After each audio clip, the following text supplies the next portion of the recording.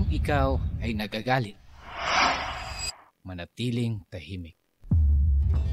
Huwag mo sayangin ang oras mo sa pagpapaliwanag. Ang tanging pakikinggan lang naman ng tao ay ang mga bagay na nais nilang marinig. Maaari mong tanggapin ang kanilang pamumuna, ngunit huwag mong tanggapin ang pampabastos nila. Ang pinakamabisang paraan ng pagrespeto sa iyong sarili ay ang pagkakaroon ng disiplina sa sarili. Huwag mong sukuan ang mga bagay na talagang nais mong makamit. Sa paghihintay ay tiyak na mahihirapan ka. Ngunit mas mahirap magsisi kung ang bagay na nais mo ay mawala dahil lang sa wala ka man lang ginawa.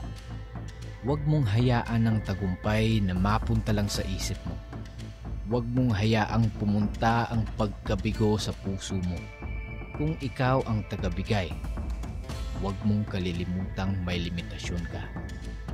Dahil ang mga humihingi, wala nun sila. Ang misyon ng GEL Projects ay gawing disiplina ang inyong mga motibasyon sa pamamagitan ng mga aral na aming ibinabahagi.